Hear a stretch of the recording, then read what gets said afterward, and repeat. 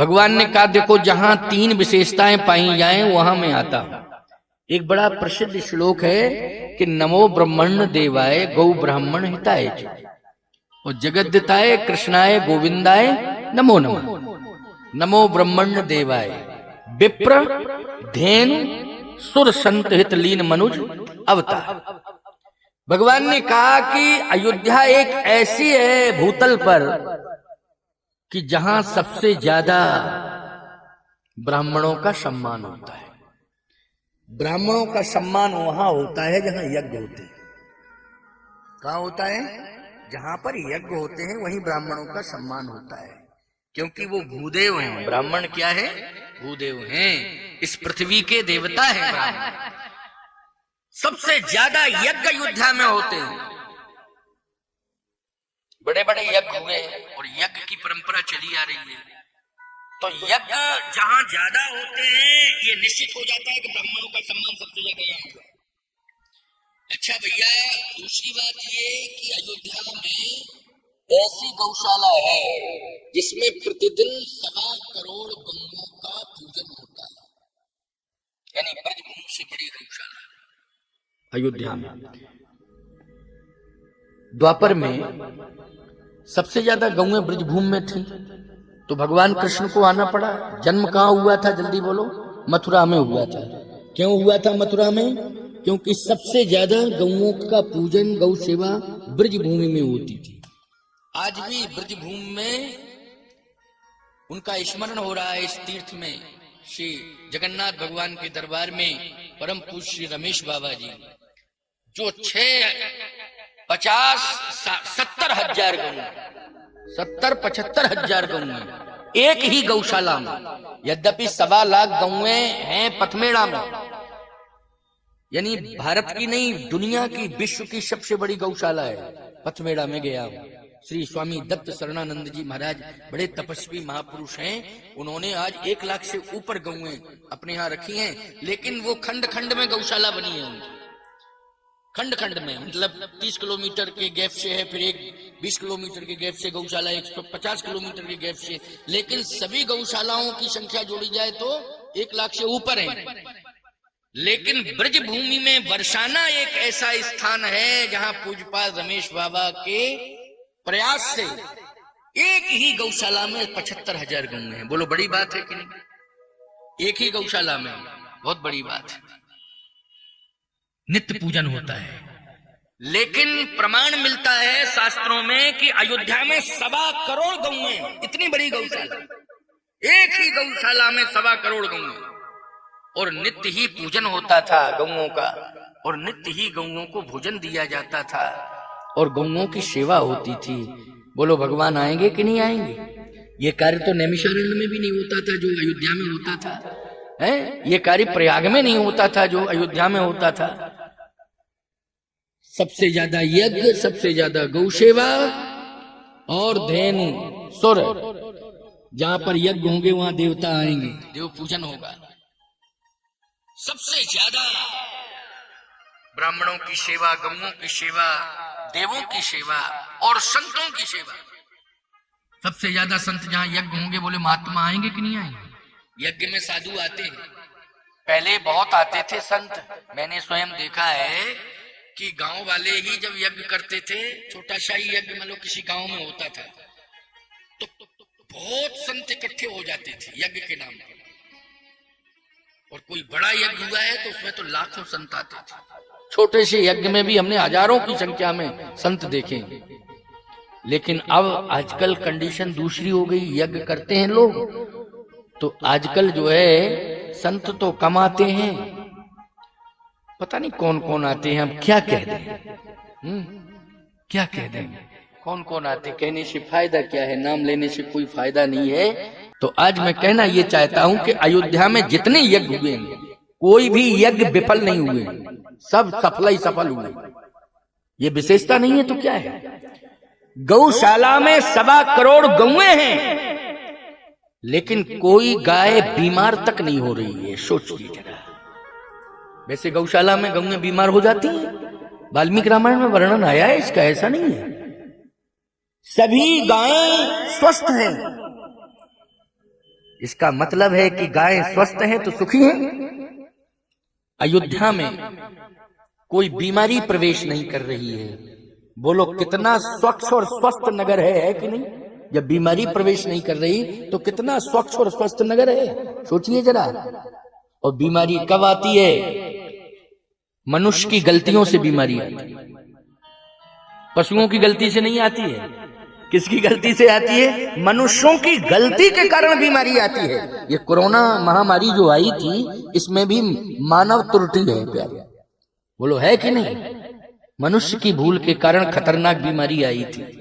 लेकिन धन्य है, यज्ञ का इतना बड़ा प्रभाव है, सुसंग का इतना बड़ा प्रभाव है, और गौ सेवा का इतना बड़ा प्रभाव है, संतों के दर्शन और उनके प्रवचन का इतना बड़ा प्रभाव है कि कोई भी बीमारी अयोध्या के अंदर नहीं आ रही।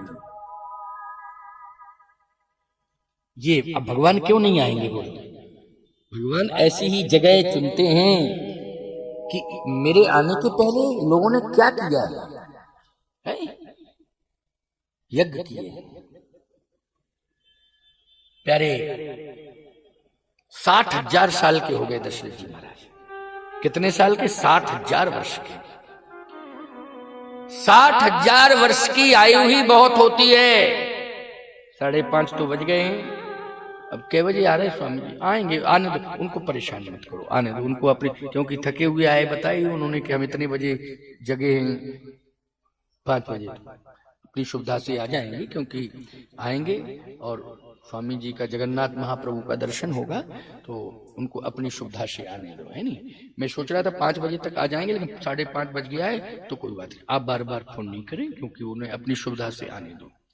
कोई भी संत हो, आचार्य हो, गुरु हो, इनका अपने हिसाब का नियम होता है और उनकी अपनी मर्यादाएं होती है नहीं? आपको एक अच्छी बात याद आ गई तो बता दें। भगवान की इच्छा में अपनी इच्छा रखना चाहिए, अपनी इच्छा में भगवान की इच्छा नहीं रखनी चाहिए। उसका एक उदाहरण है बहुत बढ़िया, मैं दे रहा हूं, उसको सुनो। एक संत है, वो यात्रा कर रहे हैं, नदी का तट आया तो नदी में जल बहुत था, तो उन्होंने कहा कि नाव को तलाशें, तभी हम नदी पार कर पाएंगे, क्योंकि बहुत जल था नदी में।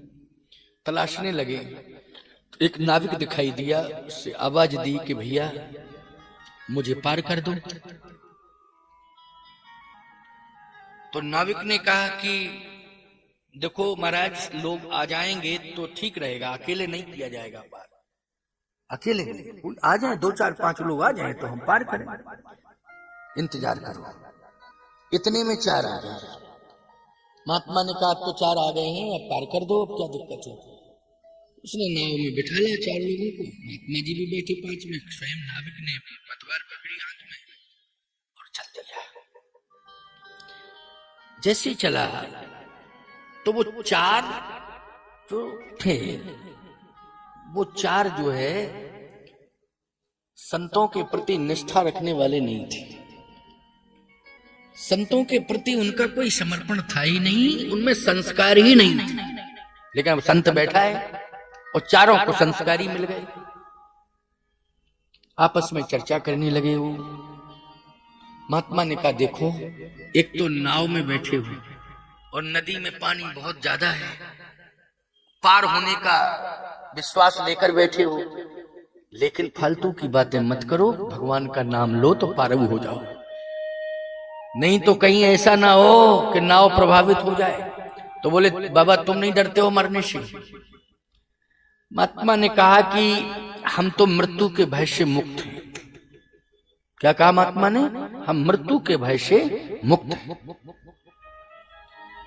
बहुत बड़े संत हो, मृत्यु से सब डरते हैं, मौत सबको आती है, कहते हो कि हम मृत्यु के भय से मुक्त हैं, मौत आएगी तो चिल्लाना चीखना शुरू कर दोगे। महात्मा ने कहा देखो हम तो कह रहे हैं, मानो ना मानो, भगवान का नाम लो, फालतू की बकवास बंद करो। जब नहीं माने तो महात्मा ने अपनी खंजड़ी निकाली और बजाना शुरू कर दिया। महात्मा है वो तो अपना काम करेंगे, बढ़िया खंजड़ी बजा के भजन गाने लगे। भजन गा रहे हैं महात्मा,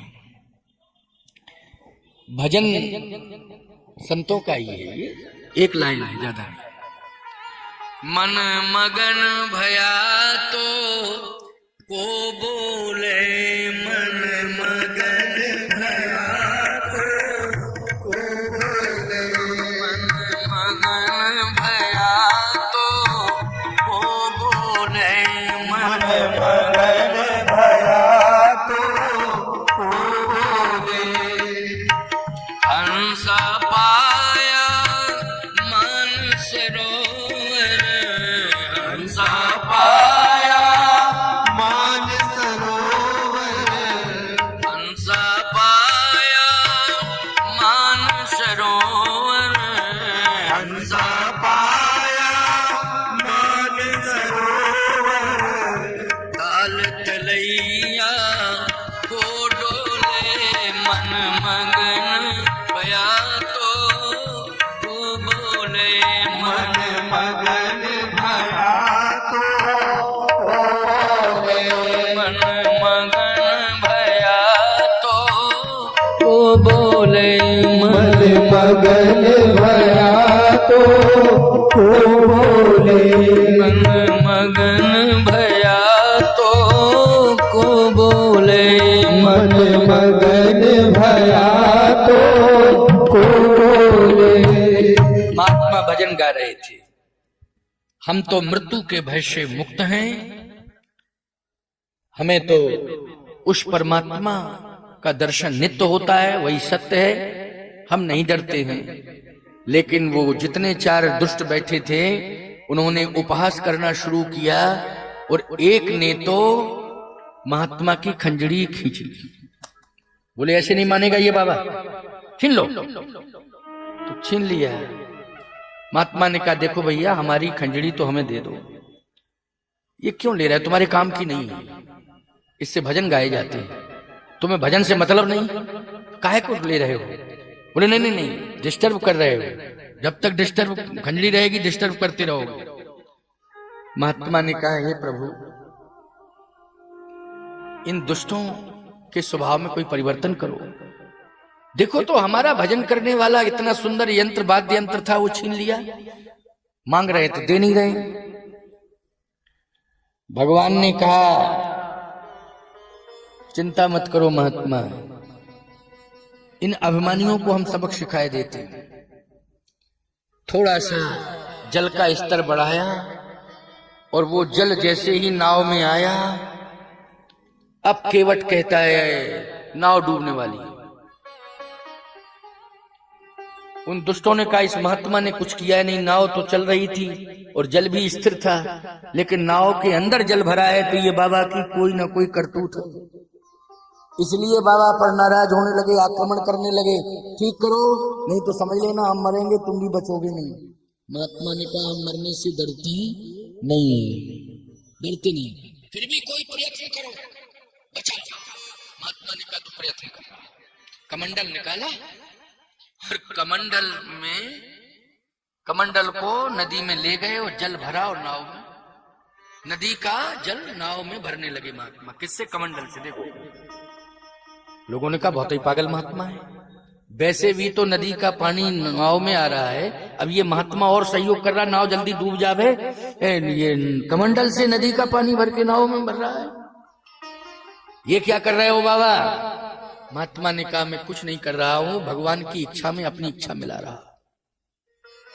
ये भगवान की इच्छा है कि नदी का पानी नाव में आए, ये भगवान की इच्छा है, इसलिए भगवान की इच्छा में अपनी इच्छा मिला रहा।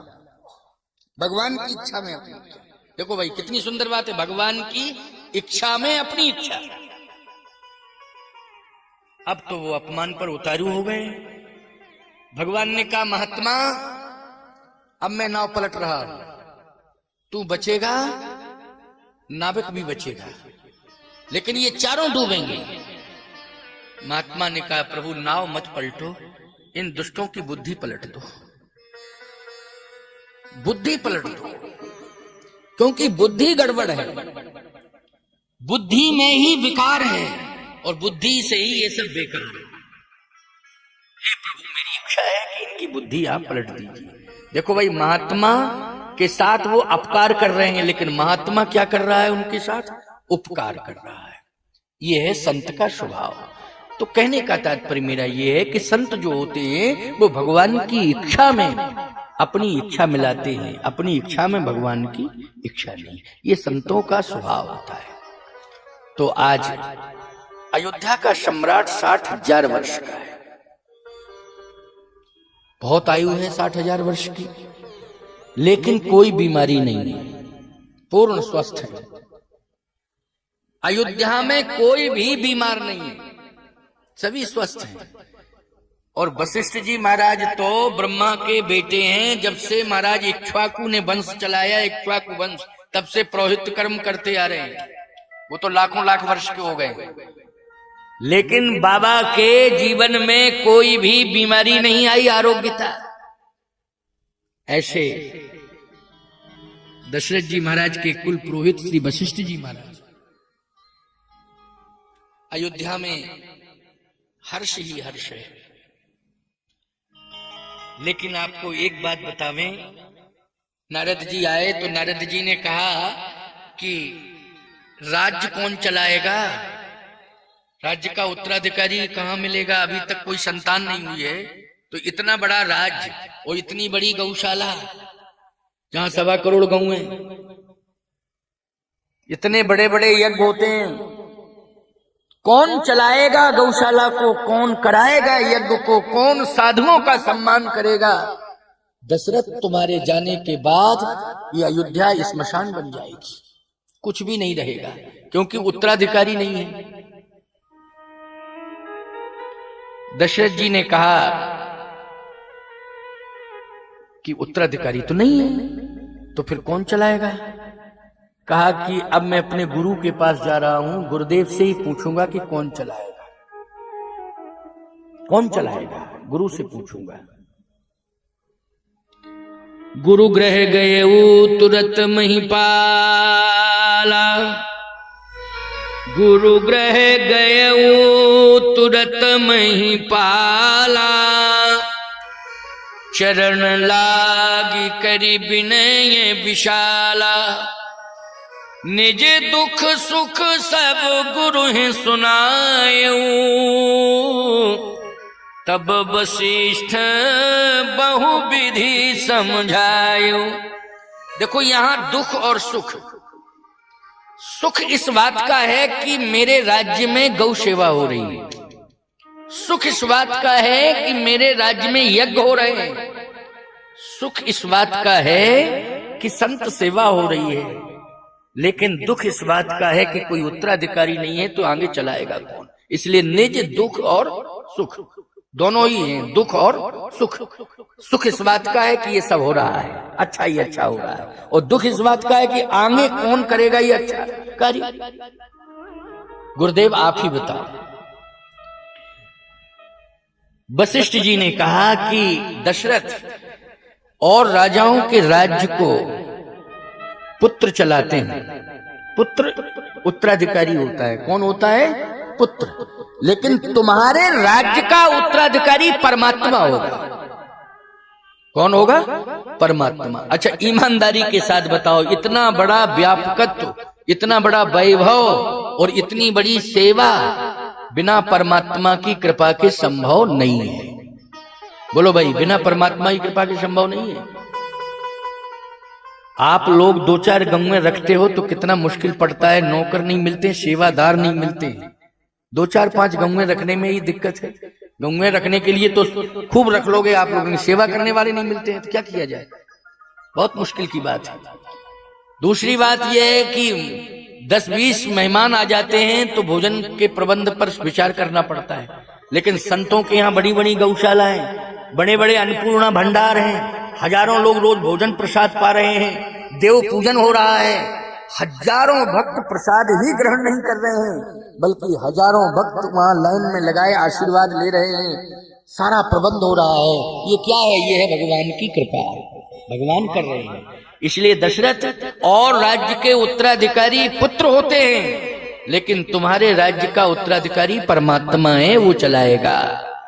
लेकिन महाराज उम्र तो हमारी 60,000 वर्ष की हो गई, वशिष्ठ जी ने कहा संतान का संबंध अवस्था से है, लेकिन भगवान का संबंध आस्था से है। अंतिम श्वास निकलने के पहले भी वो आ सकता है और वो राज्य का उत्तराधिकारी बन के आएगा। ईमानदारी से बताओ, दशरथ के बाद रामराज हुआ कि नहीं हुआ? क्या हुआ दशरथ के बाद? रामराज हुआ। तो दशरथ के राज्य के मतलब रघुवंश, सूर्यवंश, इक्ष्वाकु वंश के उत्तराधिकारी कौन बने? भगवान बने। भगवान मानी परमात्मा, वो पूर्ण ब्रह्म बना कि नहीं बना? और गुरुजी ने क्या कहा था कि पुत्र नहीं परमात्मा ही चलाएगा, और परमात्मा आ रहा है। लेकिन आएगा कैसे? कहा परमात्मा यज्ञ के माध्यम से आता है, उसके आने का संबंध है यज्ञ, इसलिए यज्ञ मैं कराऊंगा। कहे महाराज यज्ञ तो बहुत हुए। बोले नहीं, अब परमात्मा को पुत्र के रूप में प्राप्त करना है तो पुत्रेष्टि यज्ञ होगा। कौन सा यज्ञ होगा? पुत्रेष्टि यज्ञ, क्योंकि परमात्मा को पुत्र के रूप में प्राप्त करना है, इसके लिए पुत्रेष्टि यज्ञ की आवश्यकता है। पुत्रेष्टि यज्ञ में 3 विशेष रूप से आमंत्रित किया। वैसे तो बहुत महात्मा है, लेकिन 3 वो कौन है? एक तो स्वयं वशिष्ठ जी, और दूसरे श्री वामदेव जी, और तीसरे है श्रृंगी ऋषि। ये 3 महात्मा तो बहुत आए, लेकिन ये 3 संतों को विशेष रूप से उस यज्ञ की वेदी पर स्थान मिला। वशिष्ठ जी तो पुरोहित हैं, इसलिए कोई भी कार्य घर में होता है तो पुरोहित को बुलाया ही जाता है। बुलाया जाता है कि नहीं? उसका सम्मान होना ही चाहिए। दूसरी बात कि यज्ञ हो तो आचार्य यज्ञ का योग होना चाहिए। कौन यज्ञ योग होना चाहिए? आचार्य। और तीसरी बात यह है कि आचार्य योग हो, पुरोहित का सम्मान हो, और सही बात तो यह है कि तपस्वी महात्मा की उपस्थिति निश्चित रूप से हो यज्ञ में। तपस्वी महात्मा की उपस्थिति, जैसे आपका ये ज्ञान यज्ञ हो रहा है, ये अनुष्ठान यज्ञ, तपस्वी महात्मा पधार रहे हैं, पधार रहे हैं ना। राउतपुरा सरकार, इन्होंने बड़ी तपस्या की है, तब इतना सब कुछ प्राप्त किया है, ऐसे थोड़ी मिल गया। इसलिए आपका ये अनुष्ठान, ये यज्ञ सफल हो गया, क्योंकि 3 ही होना चाहिए। योग आचार्य होना चाहिए, तो योग आचार्य के रूप में देखो ये राम जी बैठे हुए हैं ना, पढ़ा लिखा पंडित है, योग आचार्य है, और तपस्वी महात्मा आ रहे हैं, और गुरु की भूमिका में भी हैं वो, तपस्वी भी हैं वो, और साथ ही साथ स्वयं जो है कामता नाथ का प्रतिनिधित्व मुझे मिला है इस शरीर को, और मैं एक संप्रदाय का आचार्य हूं। तो आप एक विशेष संप्रदाय के संप्रदायाचार्य से कथा सुन रहे हैं। कथा तो सब कहते हैं, वो हजारों कह रहे हैं, लेकिन विशेष पीठ, जैसे यहाँ जगन्नाथ पीठ है, वैसे ही तो कामदगिरि पीठ है। वहां यहाँ जगन्नाथ पीठ में शंकराचार्य पीठ, शंकरम शंकराचार्यम, वहां रामानंदाचार्य पीठ है। रामानंदा स्वयं रामा प्रादुर्भूतो मयि तले। तो आपने एक विशेष पीठ, यहाँ शंकराचार्य की स्वयं पीठ है, यहाँ आपने कथा पीठ पर रामानंदाचार्य पीठ को भी स्थापित कर दिया है। आपका यज्ञ पूरी तरह सफल हो गया। कोई बहुत सुकृत थे, पुण्य थे, जो पुण्यों के प्रभाव से ये संयोग बन गया। ये बहुत बड़ी सफलता की बात है। इसमें कोई न अतिशयोक्ति है और न कोई ऐसा है कि हम बहुत भावुक होकर के शब्द परोस रहे हैं, ना, यथार्थ है। तो वहां 3 को बुलाया गया, योगाचार्य को और तपस्वी संत को, और स्वयं जो है वशिष्ठ जी महाराज पुरोहित हैं, वो स्वयं। तो श्रृंगी ऋषि आचार्य बने, परम तपस्वी वामदेव जी महाराज को आसन पर बिठाया विशेष सम्मान के साथ में। क्यों? सबसे बड़े तपस्वी थे ऋषि कौन? वामदेव जी। इसलिए भगवान राम ने दीक्षा उन्हीं से ली थी। वामदेव जी से मंत्र लिया था, जो तारक मंत्र है खड़ाक्षर, वो मंत्र जो है वामदेव जी से लिया था। बोलो है तपस्वी की नहीं? जब भगवान ही मंत्र ले रहे हैं तो वामदेव जी से मंत्र लिया था। इसलिए दीक्षा गुरु हैं वामदेव जी महाराज। लेकिन राम जी आए तब बाद में बनाया, लेकिन बुलाया तो पहले ही था दशरथ जी ने। वशिष्ठ जी के सुझाव से बुलाया था। इसलिए आज परमात्मा आ रहा है। बहुत बढ़िया छंद के साथ में, है ना।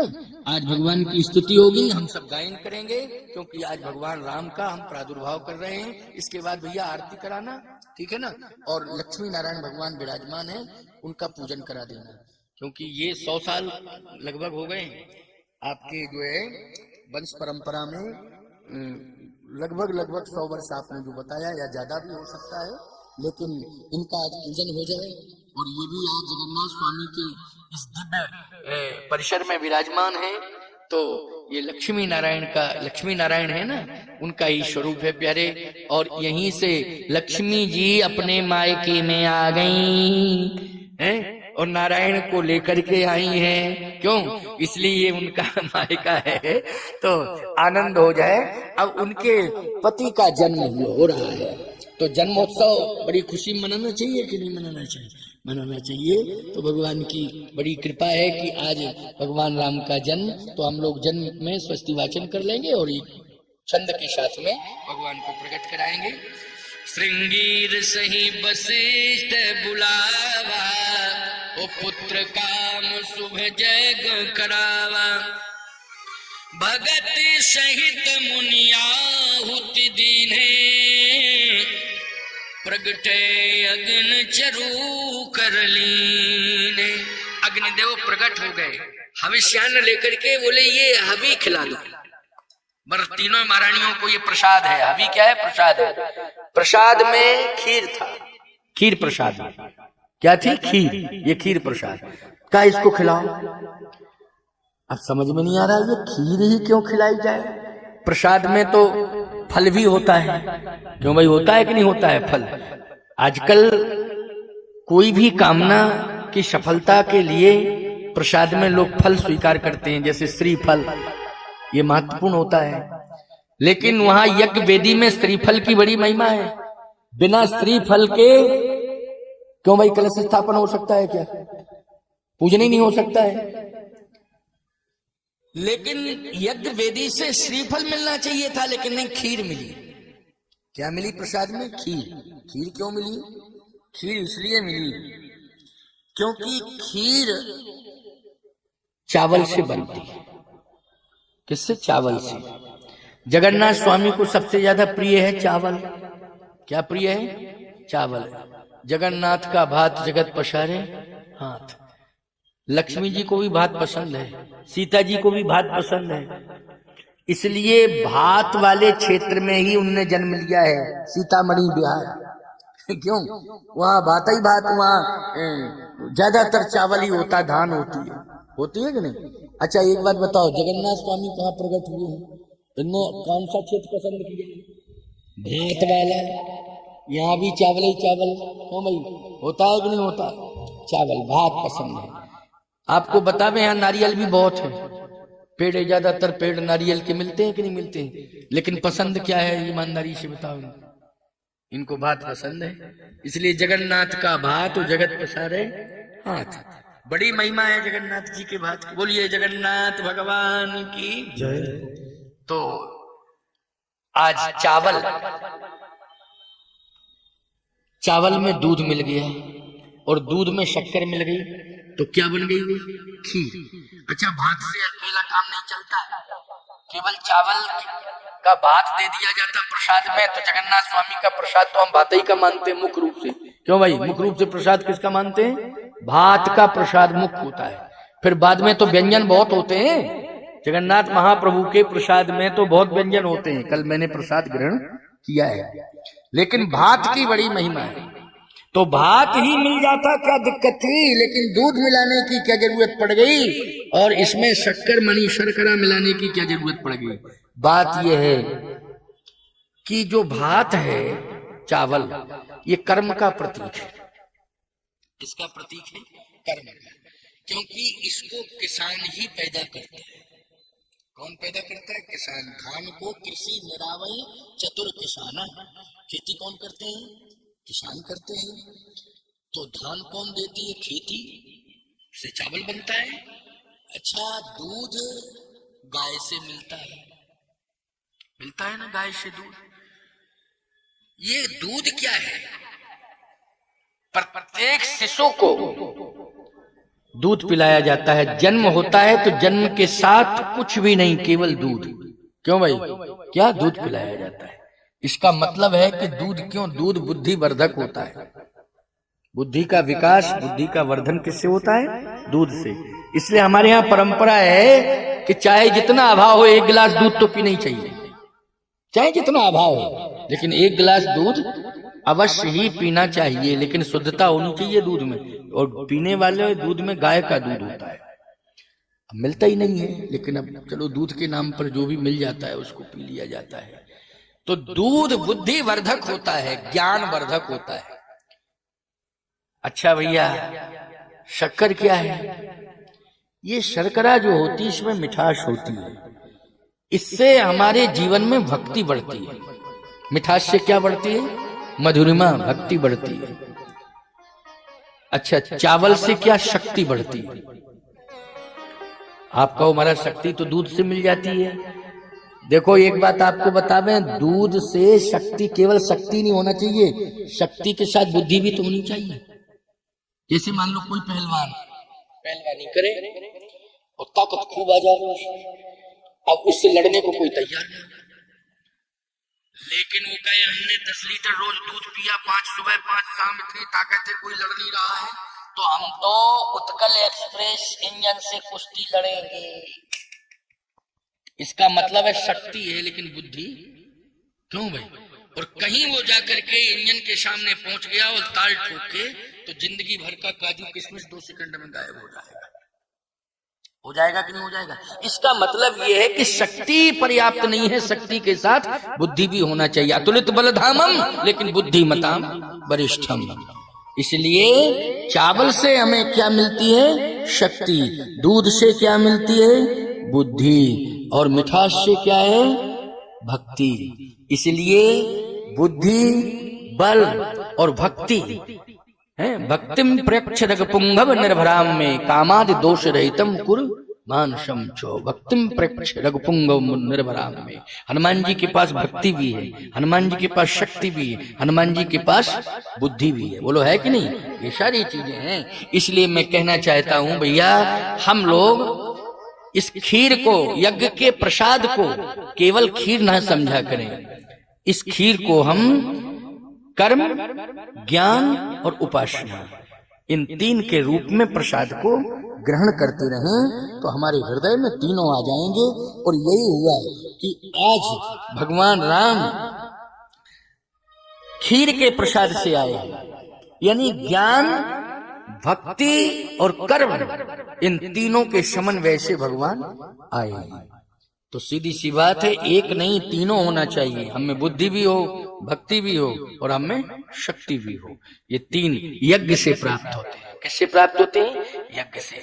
इसलिए यज्ञ का जो प्रसाद है, हमने क्या कहा था कि रोज खीर का भोग लगाओ। क्यों भैया, कहा था कि नहीं कहा था? बनता है नहीं लगता? हाँ, क्यों कहा था? सोचे ही समझ के तो कहा था, ऐसे थोड़ी कि ये यज्ञ चल रहा है, अनुष्ठान आपका यज्ञ। और यज्ञ में तीनों महाभागों की उपस्थिति हो गई। यज्ञ के आचार्य की और तपस्वी महात्मा की और व्यासपीठ पर बैठे जिसकी वाणी से हम सुन रहे कांतानाथ के प्रतिनिधि रामानंद संप्रदाय के आचार्य, तीनों की।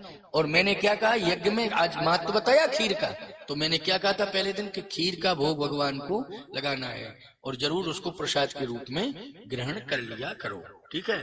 प्रसाद के रूप में ग्रहण करते हो सब लोग? हाँ, तो ये मैंने ही कहा था। मैंने कहा नहीं, खीर जरूर बननी चाहिए, भोग लगना चाहिए। तो भैया यज्ञ सफल हो गया आपका, और उसका प्रमाण यही है कि आज भगवान राम का जन्म हो रहा है।